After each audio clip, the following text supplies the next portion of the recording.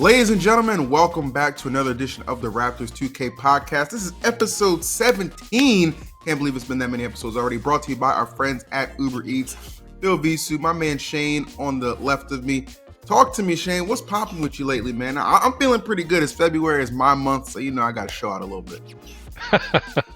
I like that, man. I feel like it's been a good month for us too. Kai's doing his subathon. It's been highly entertaining, led to a ton of good content.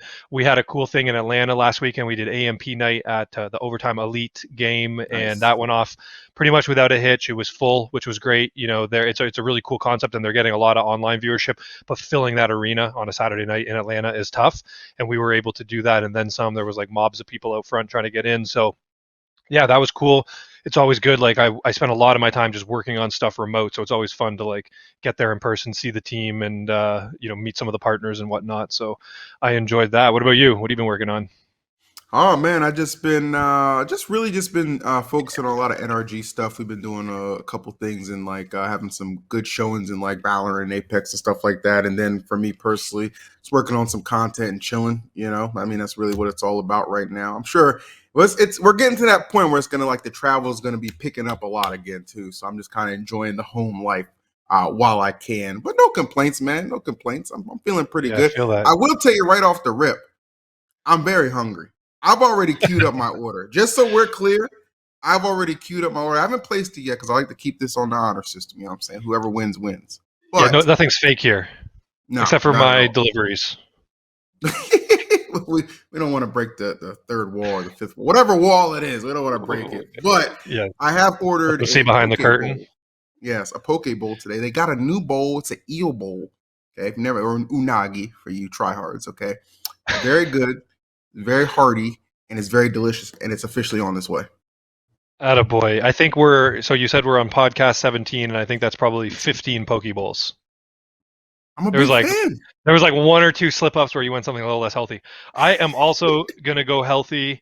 I've got a bachelor party in Bahamas coming up in March. I'm going skiing in Whistler this weekend for my brother's bachelor party. So I'm trying to get in shape. I was literally down in the basement doing like a floor exercise workout right before we got up here. But even though that means that I'm now hungry and craving fatty foods, I'm going to go with just a vegan salad. I respect There's a good it, vegan bro. shop. It's the funny thing is Brooke tries to get me to order it all the time, and I absolutely refuse. It's like when someone tells you have to do something healthy, you don't want to do it, but when it's my own decision 100%. To do it, it's just easier to do. So I'm going with vegan today. Shout out UberEats and Raptors Uprising. Thank you for lunch. There you go, man. Love to see it for sure. Well, guys, we have a really exciting podcast today. As per usual, we bring in a lot of really good guests. Now, I feel like there was some method to the madness for this particular guest who was chosen, just given some of the player shifts that we've seen in the league. Is that fair to say, Shane? Yeah, well, I had to admit, I came off of like a gauntlet of calls, went into that floor workout, and then just popped up here and was like, okay, I'll give myself kind of 5 minutes to read the notes, and popped on and saw it was Josiah Cohen. So Josiah is the assistant GM of Warriors Gaming, and the connection that you're referring to there is that Kenny was just traded, not initially to Warriors Gaming, but ended up landing on Warriors Gaming. And I personally couldn't be happier. Obviously, I bleed red and black for Raptors Uprising, but I'd say if there was another organization in the league that I would want a guy who I, care as much about as I do Kenny, Warriors would be one of those spots. And I don't know, I'm just excited to see Kenny and Charlie as a backcourt because, I know it's like maybe a little past prime, but that's a backcourt that I think for most of the history of the league, everyone would have been very excited to see. And so I love rooting for the old guys. I don't think that, this game is changing to the extent that we're seeing the turnover in the league. I think sometimes guys just find themselves in a bad situation or on a meta or a build that just doesn't work, and then their career is done. And so I am very excited to see if Charlie and Kenny can kind of make that thing happen. But I guess we'll save that conversation for when we get the man Josiah on here. Well, you know what? I am an old head. I'm a fan of the old guards, and I'm going to always root for them. So I too am excited for the way that's going to shape up. But, hey, we've been talking about him. Let's bring him in. Josiah Cohen, standing by. My guy, how are you doing this wonderful afternoon? I'm doing so well. Thanks so much to Shane and Phil, both of you guys, for bringing me on, and thanks to the Raptors and UberEats for having me, and I guess also thanks to Kenny for prompting this. And we're super excited to have Kenny in the Bay. Awesome. Yeah, well, we often like to start with like, how people got started. I think, Phil and I are not the most analytical 2K minds, and so this podcast tends to be a little bit more about path to the league or path to careers in gaming, esports, content, etc.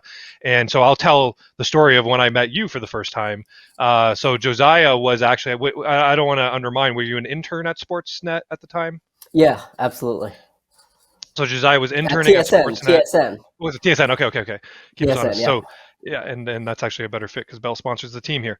So Josiah was interning at TSN, and was it the media event at the house? There was some. It was very early, yeah. It might have been the very first unveiling of the like the house. reveal, and you were like Yeah, first. So yeah, so we were. It was kind of early. I remember. I don't remember the specific day it was on, but I remember what happened.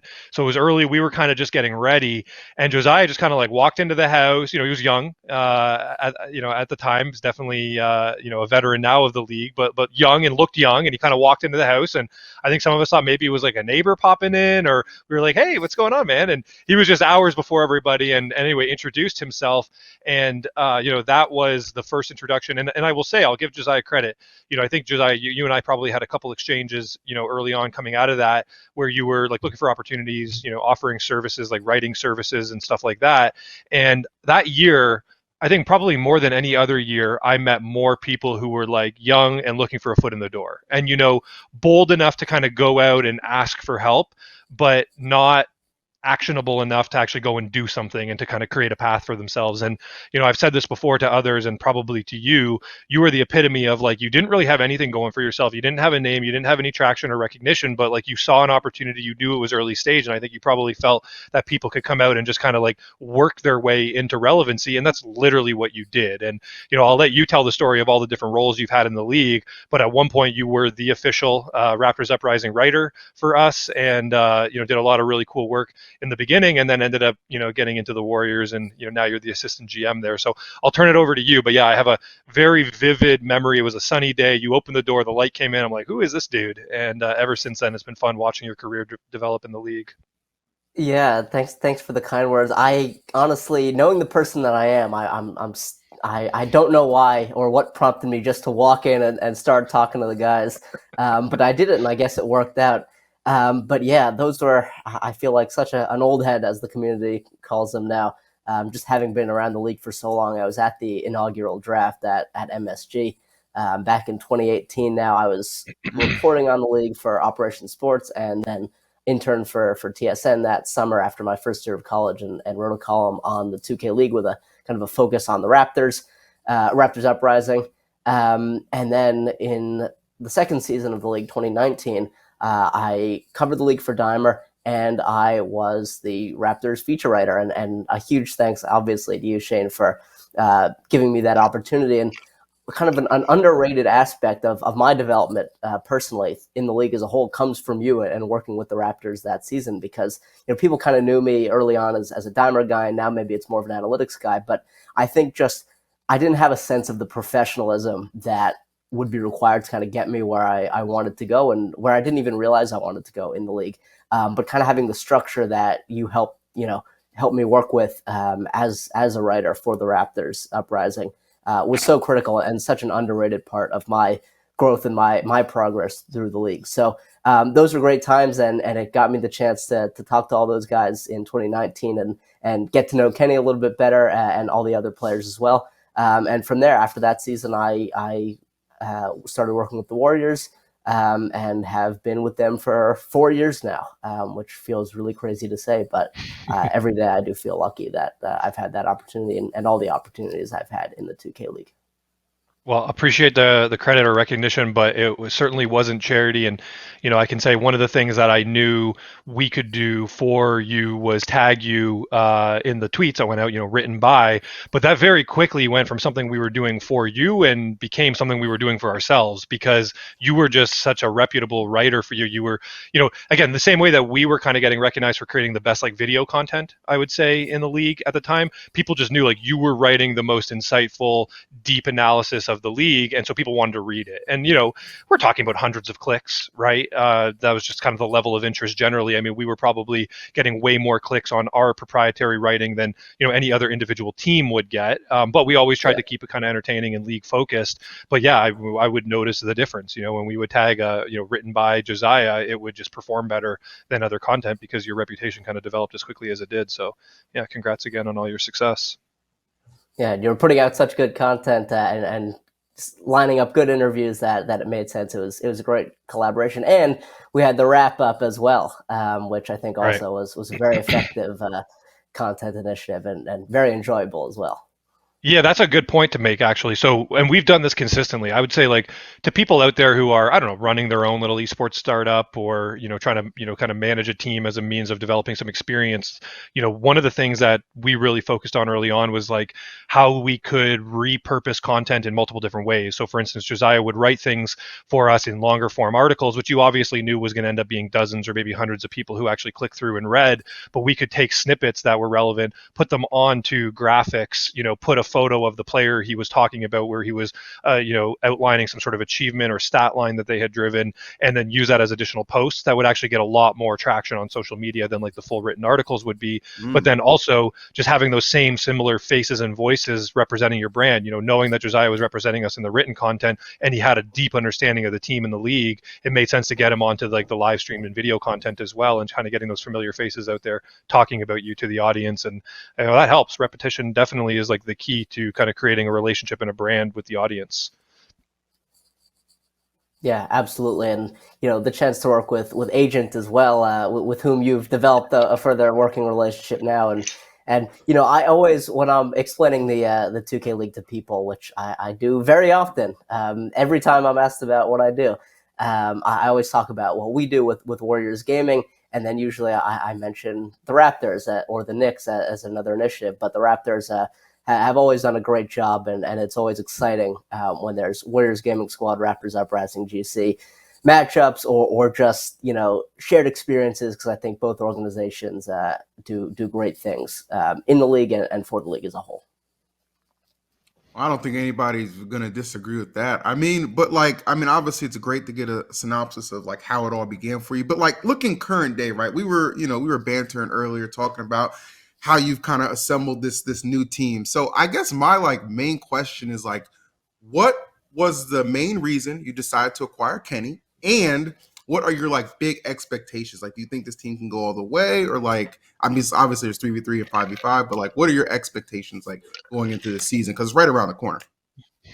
Yeah, I'm thrilled to have Kenny. I can't express that enough. And obviously, Shane working with Kenny for so long, and Kenny being such an integral part of the Raptors, he can speak further to this, since I've known Kenny since season 2 in a sense, but obviously I'm only beginning to really develop that relationship with him. But having interviewed him several times in season 2 in my capacity as the writer for Raptors Uprising, but also seeing him at tournaments, seeing him play, and just his general comportment. We in the front office were so high on Kenny, and I knew him to be both a very good player, no matter the year of the game, and just an extremely good person, and another veteran, and another player who just brings a great 2K mind to the team.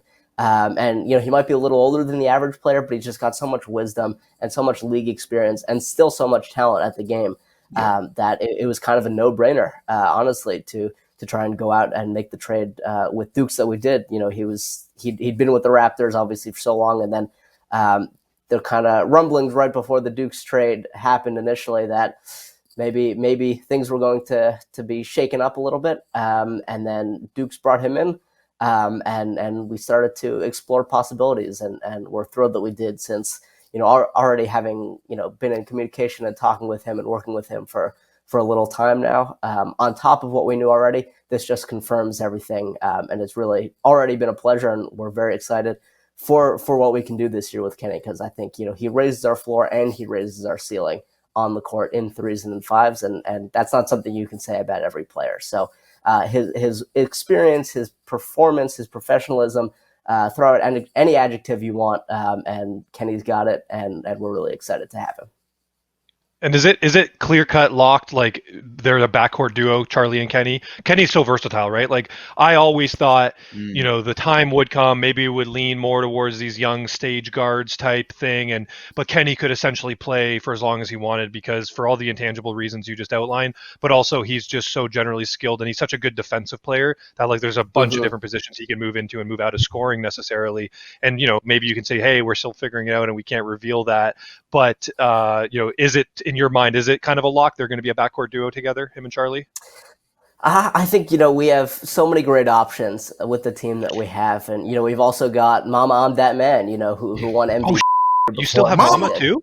We still have Mama, so Oh, yeah, that changes everything. I didn't even realize you had Mama. Okay, interesting. yep, still got Super Wow. team. Mama. So Super Damn, a team. I'm lot of sleeping. I'm asleep. I'm not tapped in a lot nearly of enough for this interview. MVPs. I should have done a little more research. Wow, Charlie, Mama, and Kenny. That is OG Goon Squad. Wow. Jeez. Okay, that's Absolutely. interesting. Well, So yeah, listen, I love my Raptors. Raptors will always be the team I root for most, but man, I am going to be waving that Warriors banner anytime it's you guys not versus the Raptors this year. That's an exciting team. I love that roster. Who else? So, yeah, anyone else? Is it all newer guys, or is there any veterans with the three? yeah. So we still have Veron Hezi, who's going to be Right. VC. His initials We wanted this to get year. Hezzy, so I know before I Yep, left, he was one of the guys we were hitting you guys up about trading for. So yep. obviously, we thought highly of Great, him. Then great I player. don't know the specifics, but Yeah, and we've also got another Canadian, and obviously Kenny's an honorary Canadian at this point, but we brought in Nay, who's from Vancouver area, and has been a real presence on the 3v3 scene especially, and okay. was at the Scout the North tournament that the Raptors Uprising put on. So Canadian in there, an honorary Canadian, some you know I think we've accrued, retroactively a 2019 or 2020 championship with Kenny and Mama, but obviously we're hoping to move forward and win one in the present day and win one in reality. But yeah, it's a really exciting team, and there's so many different parts, and Shane, obviously you know this from building teams yourself. There's so many parts you try and put together, and so many variables you have to kind of weigh. But Oh, just really having Kenny fall into our lap as well was honestly, it's cliche, but the perfect piece, at least a piece that we're very excited to have, and a piece that we know is going to fit extremely well with us.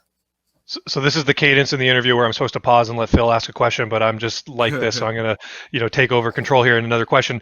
Yeah, I mean, my take on this has always been that no team plays as good as they do when they're in their like most comfortable setting. So if it's the practice facility or their home apartments or whatever, and Yep. if you are the team that can play closest to your practice potential because you just have ice in your veins, everybody's comfortable, everyone's bought in, everybody's listening to the leader, whoever that may be, you can beat any team regardless of the skill level. I think that Yeah. that is the case, and I think that that's where a team with a roster like yours, has an upper hand for sure. Because I mean, those guys have been there, done that, for over 5 years now. So that's awesome. Yeah, Wasn't it's really a question, interesting. more of a statement. We're one of the more experienced teams in the league, and the Raptors Uprising now this year, bringing in some really exciting It's a rookies. fresh start. It's just an interesting Yep. contrast. And I looked it up honestly before the show. I wanted to see how many times WGS and Raptors Uprising had played, and it's not so many. No. And I'll even admit that the Raptors have had the upper hand, only because I was coaching in the 2-game series that you guys swept us in the first time around in season 4. But no, I think there's a lot of good parallelism, and it's going to be a really exciting season, as it always is. I'm going to do it again. I will never forget playing you guys in Orlando. We had just traded for Jerry before that tournament. You guys were like a top team. We were a struggling team who had just made a big blockbuster trade, and this was our last chance. It was the ticket, I believe. Was it? Mm-hmm. Yep. Yeah. We'll take it. And so this was our last chance to get into the playoffs, and we came out and looked night and day better with Jerry. It was like an instant improvement, and we played you guys down to the wire. And there was an Yep. inbound, and B Smooth got the ball, and he hit the midi, and you guys Mm-hmm. won that game. But we really, from everybody else's, like from a betting perspective, we had no business competing with you guys in Yeah. that. And that there are a couple plays that stand out to me as just being like absolute heartbreakers, but that was one of the biggest ones because it was like one of those opportunities where we had a chance to tell a story about Mm-hmm. making this trade and instantly changing the team. Good GMing. And I was always looking for Yeah. reasons to justify my GM role because I didn't know enough about 2K, so it had to be, proven through results. I wasn't going to wow anyone with my analytical takes in any content, um, but it was like super exciting and then incredibly heartbreaking, and I'll never forget that loss to you guys. That was a tough one. Yeah, and then we went on and won that whole tournament. We won the ticket that year. So, a Well, one that per was it. game We sort were of looking at the path situation. and we were Yeah. like, oh, we just actually beat this other team. I think one of the teams ahead of us we had already beaten in like our first regular season Celtics, game yep. with Jerry. So we Mm. knew we had this path to actually winning the ticket if we could just get by you guys. And it felt like we were in the driver's seat and we just had to stop one inbound play and we just, came up a little short. But anyway, Yeah. Yeah, good that's the moments greatness of the league. regardless, You right? have those moments for sure, and Yeah. obviously the sick trade clearly worked out that next year as well. So Yeah, the sick trade turned out to be the best one I had done for sure. There you go. It'd be those good moments, even in a win or a loss, that as long as you remember them, you know what I'm saying? You remember yeah, that so vividly. I Totally. appreciate that. Now, we touched on this kind of team, being like a fresh start and stuff like that. So one thing, because I haven't gotten a chance to like go there in person in a little while, but I know last season you guys played in Indianapolis for like the in-person stuff, and then this year you're switching over to DC. I love the change to DC. I feel like it's more of like because like when I was in the league, it was like we did it in New York, and I love that vibe of New York. I feel like DC is kind of similar to that in a way. What are your like? Do you feel like that kind of environment is going to be a little bit better for the team? Because it didn't feel like a lot of people were too excited to go to Indianapolis. I would talk to Dirk on the regular. He was like, "Yeah, I'm packing." I'm like, "Damn, where's the excitement?" But for DC, it feels like it's kind of elevated again. What are your thoughts about that? yeah. I'm really excited for DC, perhaps in a way that I wasn't excited about going to Indianapolis. And I was living in Seattle at the time, and there were just no direct flights to Indianapolis. It seemed so. I actually used to fly through DC to go to Indianapolis. So it's funny that now that I've actually moved to DC, I no longer need those direct flights that would have taken me right here. But it's really exciting just being in DC. I was actually born in DC. So it's nice circle of life moment for me to come back. But the league is always improving every year, and I think DC is the next step in that. It's really exciting to see what they've got cooking here, and I think there might be a little more to do in DC on the whole, though. Indy was great in serving its purpose, but I personally, at least, am more excited about DC. And there are a lot of exciting sports games to go to. I'm a big hockey guy, so I'm trying to go to a lot of Capitals Oh, games nice. in a way that I couldn't really go to hockey games in Indianapolis so much. But I think it's really exciting for the league, and everything the league's doing this year is really exciting, and I'm interested to see how it plays out. Yeah, so Josiah is always very well composed and professional, but I'll reveal Phil's fifth wall here. Yeah, before this we came on, and I think there was quite a heightened level of excitement about DC versus Indianapolis. No offense to my buddy Cody and all the good people of Indy, but it seems like clearly a step up in terms of like what the city has to offer. I wonder though, is the improved nightlife going to lead to even more like large group out like from your perspective, did the central housing like create more conspiring between teams? Did it affect the trades and trade market and like midseason team Ooh, building or team updating Hmm.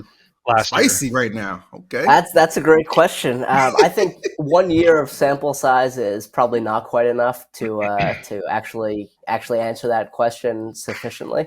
But I think there are a lot of advantages. There are certainly disadvantages in a small sense to being in central market. Maybe you're not quite as isolated. If you're going through a losing streak, sometimes you just need to bunker down and focus on your own team. But I think there are opportunities, and obviously we always talk about the league as being a copycat league in a sense. And so just the overlap of 2K discussion and just being in a space where esports as a whole are kind of in a melting pot and developing. If you see one team doing some enterprising content, then you're like, okay, how can we do our own authentic version of this? Or maybe you get a chance to kind of bring that where we talked about practice environments not necessarily aligning with stage environments. Being in a space with other teams, maybe you have a chance to kind of raise that practice environment to being a little more stage-like, which can be a real benefit to your actual performance when real stage play comes around. So I think it's a really interesting question.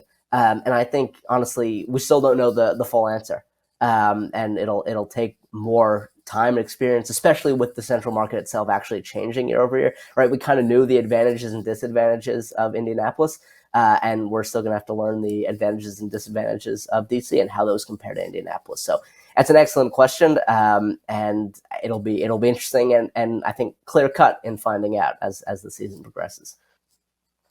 Did any of those advantages and disadvantages you just referenced refer to, like, some of the anomalies we used to have where like certain gaming stations would just like play differently and stuff? Are you referring to things like that in the studio? Like, does that stuff still happen? No, that's kind of smoothed out with the league being on PS5 now, and Mhm. kind of just Right. having more of their experience. And you remember when games used to reset in the studio in season two, and they had the Yep. ability to go back and get back to the exact scenario. So that's back, thankfully, Oh, which good. is a Match medic, I huge think we win. generally refer to that as. Yeah, Yeah, so that's that's a huge. huge win, and they've been smoothing that sort of thing out. If they got the back end stats in the reset games to be perfect, even with a reset, then I But would be still being supremely powered on happy with that. PS5. Yeah, Cool. still on Okay, so they're able PS5. to do So match medic on PS5. That's cool.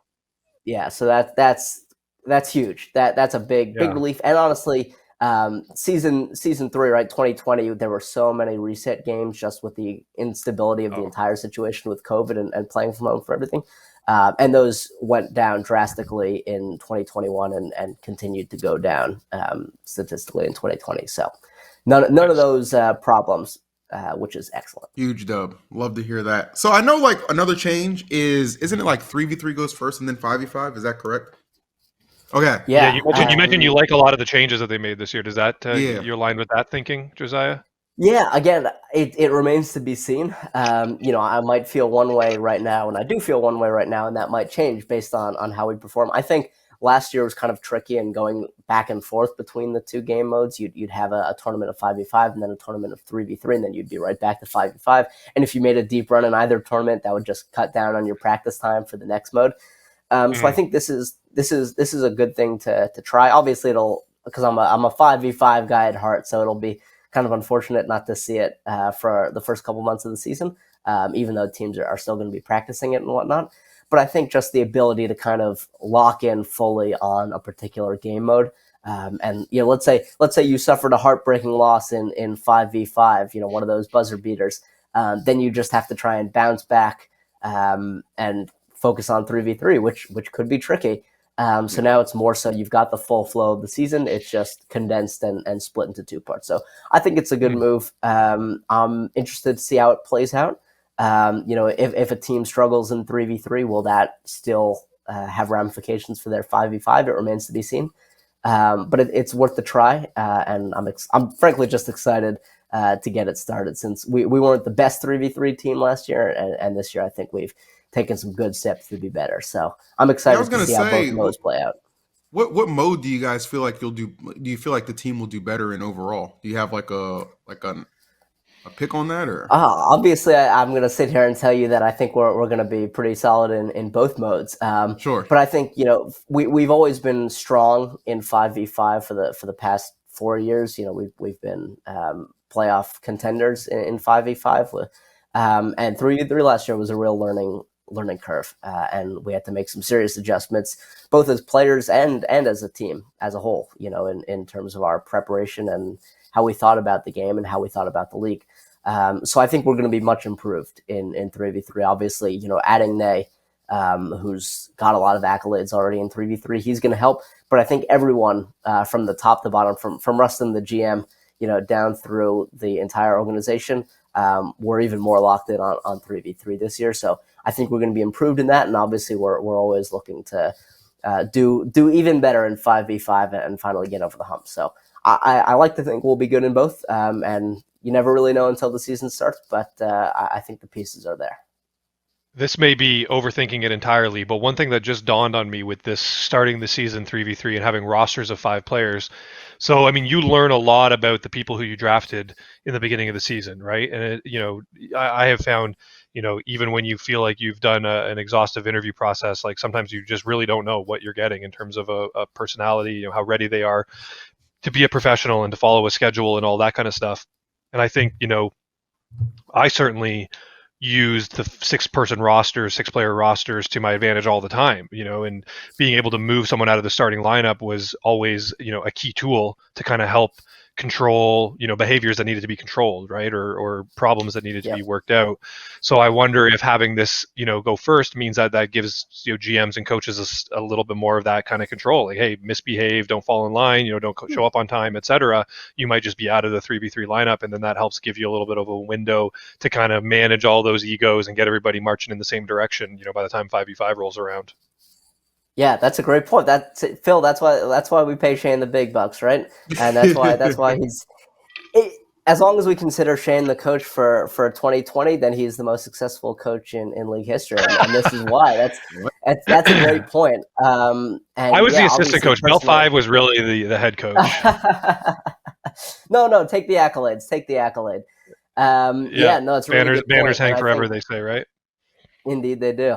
And I obviously I wish that there were still the sixth player on the roster, but it is what it is. But that's a really good point, and I think especially as everyone in the league kind of realizes the import of 3v3, and simply said how much money there is to be made in it. Then that's the sort of thing that could certainly have an effect on your locker room and on your team building process. So that's a really good point. And I think you're right. I think it will have an effect, especially in the early months of the season where, you're kind of figuring things out and the guys are figuring each other out, and you kind of see where the chemistry is and where the holes are. And we're back. Welcome back to the Raptors Uprising podcast. Phil has a question. I do indeed. So, like, obviously, we talked about a lot of like your current duties, right? And being assistant GM, like, obviously, something that's very time consuming, requires a lot of just effort all around, right? But for you, like, I know that you did like a lot of writing. We touched on that too. Like, is your passion for that like still there? Do you ever find yourselves with like still having any time to get anything out in that content realm, or is it like all just focused on team aspects now? Phil, that's a tremendous question, and it's one I ask myself very often. I definitely still love writing, and I honestly I wish I did more of it. It's difficult to do it in sort of a 2K league capacity, since it would be WGS focused, and you couldn't really expand on other aspects of the league as much as perhaps I used to in my writing.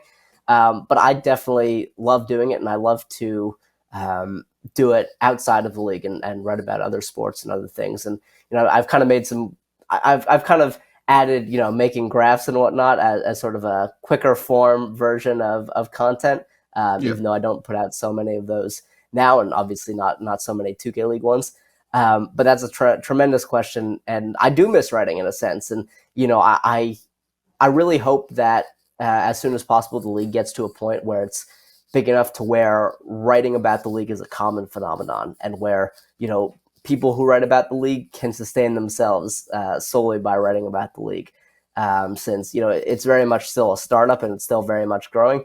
And for example, there's no ESPN NBA 2K League beat writer. And I think that would be a tremendous milestone for the league if we get to the point where there is an ESPN NBA 2K League beat writer or TSN NBA 2K League reporter.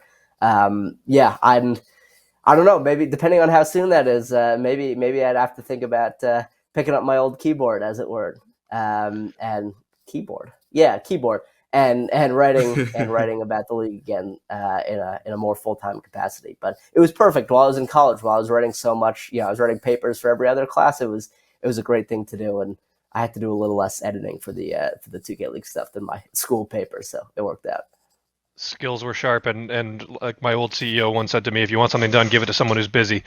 And you definitely proved that when you were in school. So, and I remembered what I was going to say. It wasn't even a question. It was more of a comment. You had said, you miss having the 6 players. I mean, I think we at times, without knowing statistically, would sort of comment on the fact in interviews and stuff that when we were trialing different things, I think we probably tried the most. We probably used our 6th player the most out of any team in the league. And I don't necessarily think that that's a good statistic. I think it means that, we had some problems with our team, with our roster construction, and ended up having to adapt as we went along.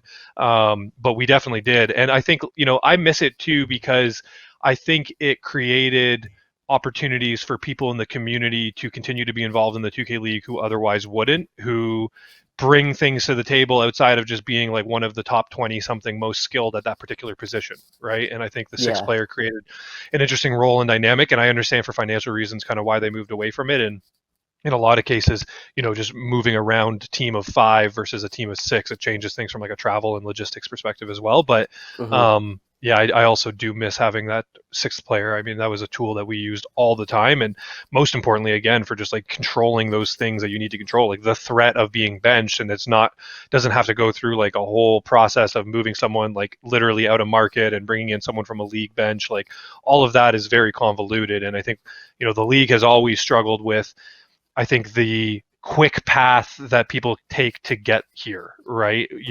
In traditional sports, it's like a decade of development. You learn how to be coached, you learn how to be on a team, you learn how to put others ahead of yourself because it's going to ultimately benefit the team in the long run.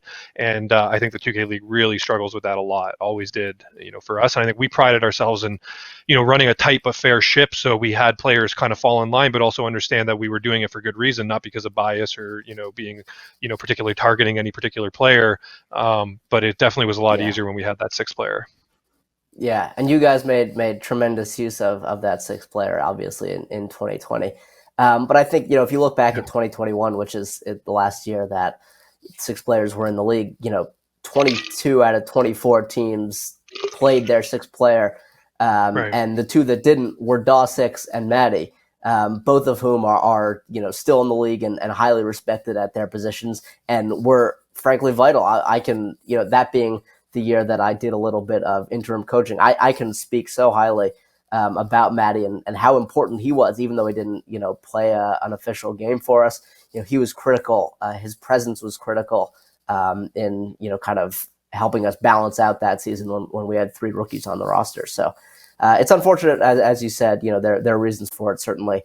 But it adds a different variable and adds a little complexity to an already complex bit of team building and roster construction. For sure, I agree. If somebody gets sick, though, man, you want to have somebody to sub in. I don't like that. I've said it on the last one. I'll say it again. I don't like getting rid of the 6 man. I'm sure there are reasons and stuff like that. I understand. I'm not in those meetings. I think it's all financial, honestly. Yeah, I like the 6 man. I think it's just all financial. Like I think it's a whole added cost.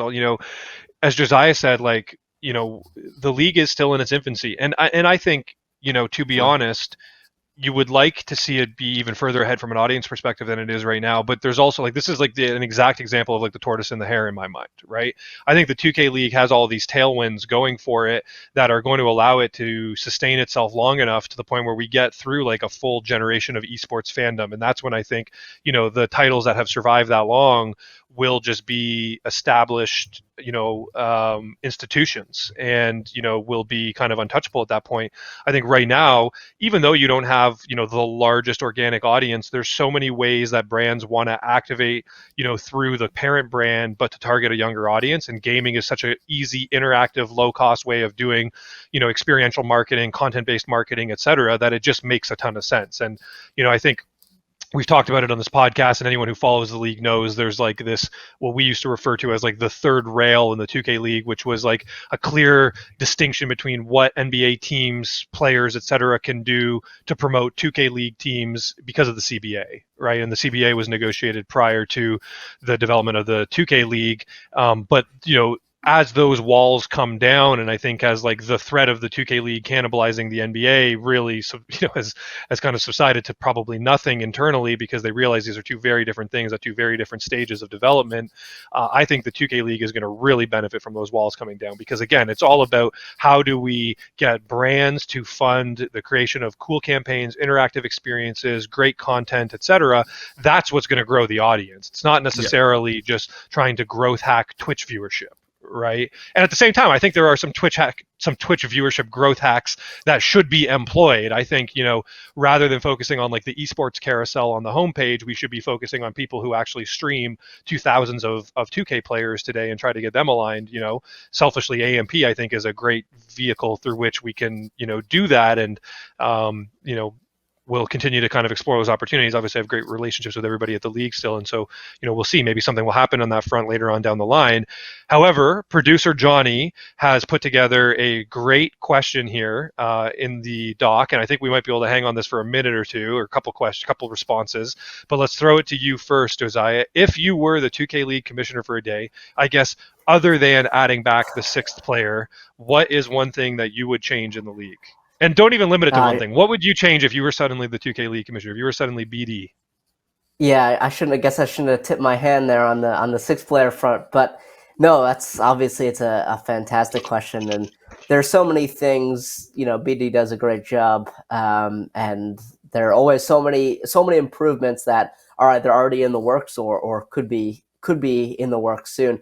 I think I have a couple different ones. My first one is very basic, and that would be a more interactive website.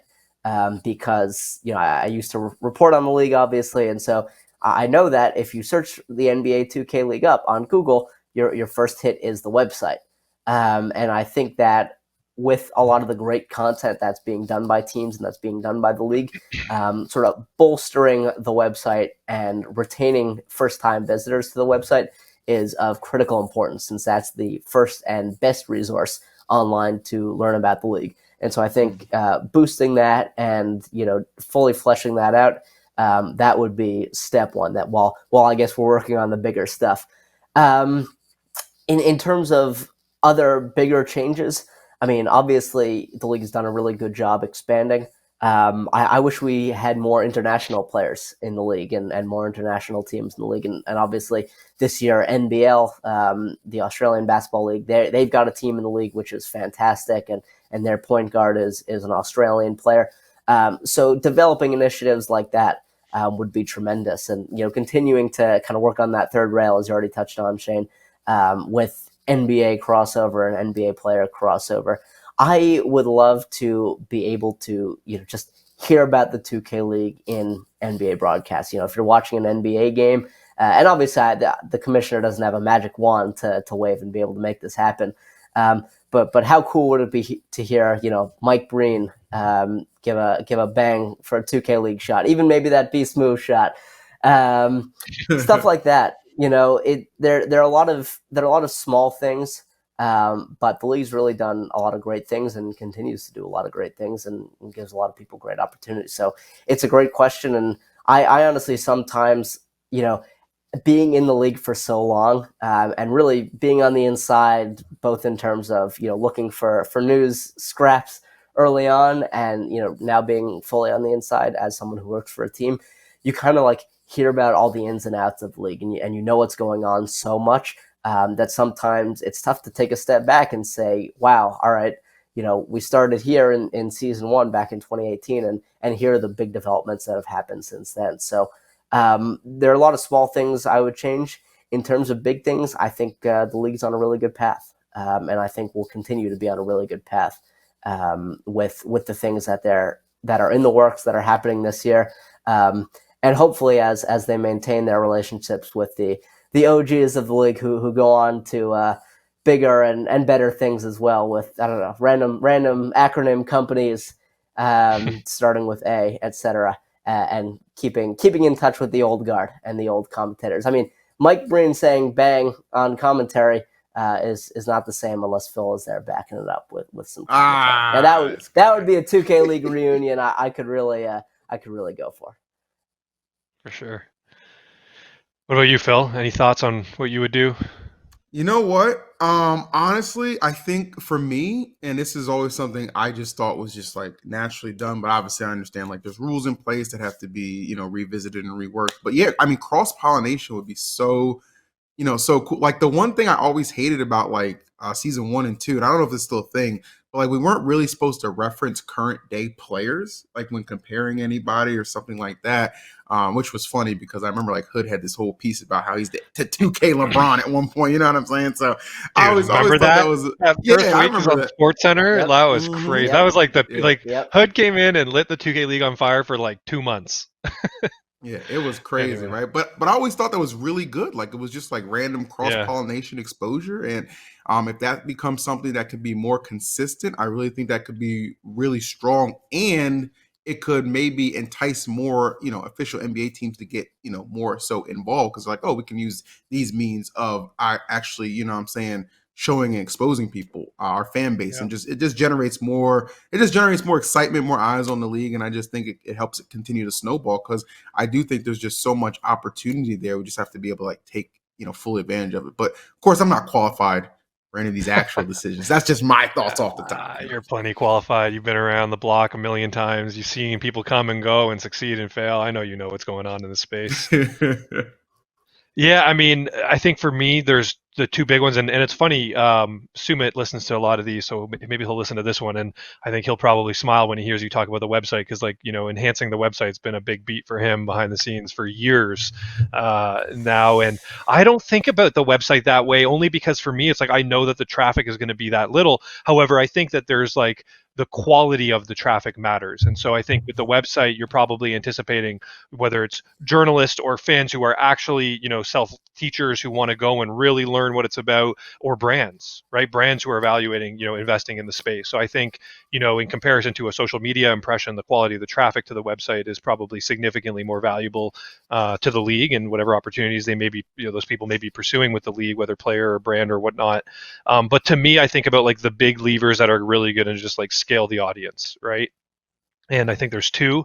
One, as we've been talking about forever, is just like a league build or some sort of really integrated path from retail to the draft class. You know what I mean? I think that the team run tournaments were a good solution for a problematic kind of draft process and combine process, and it's brought the path to the NBA 2K league into the modes of the game that people are actually playing on, and it's kind of created some like regional opportunities for brands to activate in the most meaningful ways at the point of the game cycle when there's the most eyeballs and interest on it, right? When people are actually playing the game. And I think I saw some statistics this year from the number of people that sort of went through the integrated path to the 2K League that they did create. But I still think, and I know there's a whole bunch of, business related reasons that, this needs to be considered when it comes to like VC and, how much revenue Take-Two generates from my player and stuff like that. But I still just feel like there is some way to do a,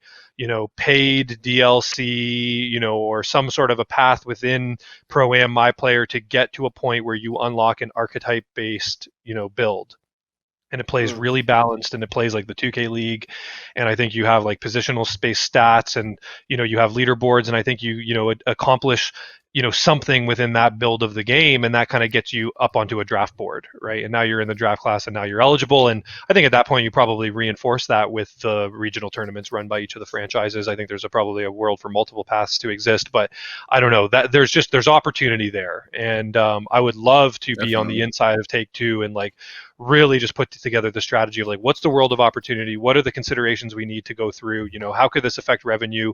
I ultimately think though, if done right, it can be a revenue booster. Like I think that there is ways to, when you put a career opportunity ahead of a bunch of people and it costs the price of a paid DLC, I mean, there's going to be a lot of people trying to see how good they really are. And I think when you create a really level playing field, it also benefits from now creating a very understandable measuring stick of like, I am not as good as these guys and now I want to watch them, and I get to play the version of the game that they play, and it's exactly tuned the way that they're playing it, and I can see firsthand the difference between the way that they play and the way that I play, right? So I think that would be a huge one.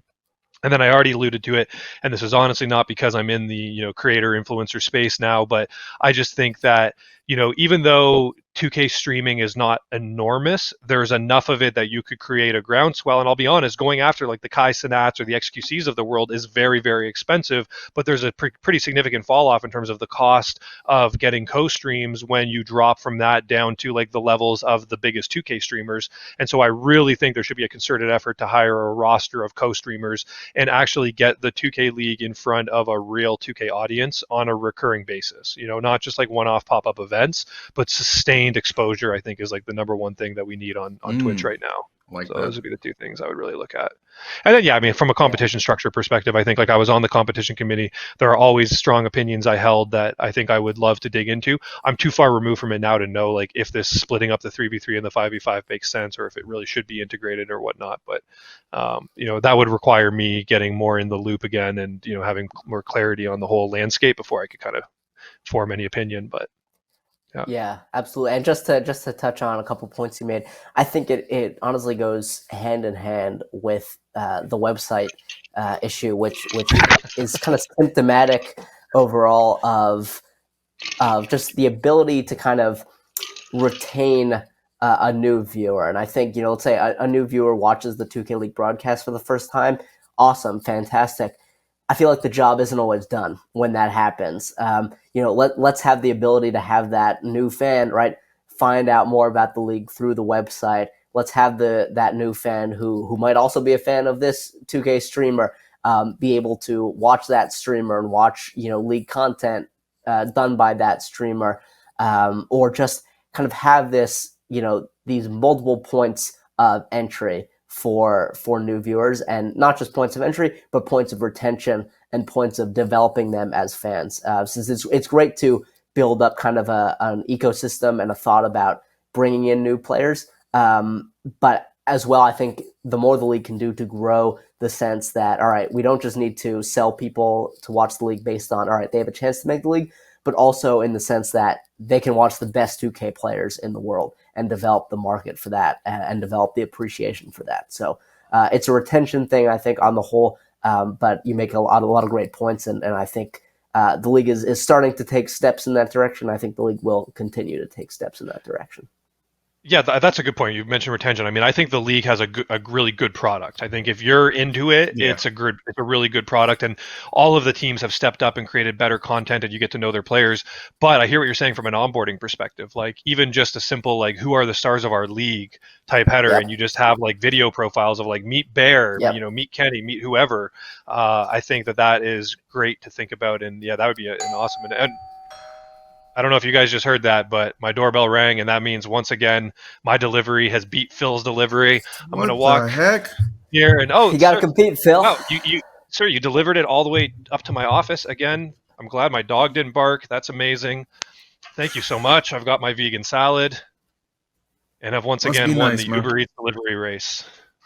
I was only 6 minutes off today. I'm not that disappointed. I see. I got it on the little maps thing right here, but nah. Obviously, UberEats always coming through with the deliveries and, of course, allowing us the vehicle to bring you guys some awesome content. Josiah, you've been nothing short of one of the most enjoyable guests we've had. He says that a lot, but it's true. Anytime there's someone who's articulate and can kind of carry with as much insight as you carry with is always welcomed and appreciated here. Yeah, likewise. Thanks both so much for having me, Shane. Always a privilege, really, to hear your thoughts on the league. And Phil, it's been too long since we caught up, and I was really rooting for your Pokeball to make it before Shane's vegan salad. Thanks, man. I'll have to tune into the next one and hope and root for you once again. I am really hoping to make it to Central Market this year. I'm hoping there's a reason, a justification to get there because I missed it last year, and so hopefully we'll cross paths in person again. Absolutely, can't wait.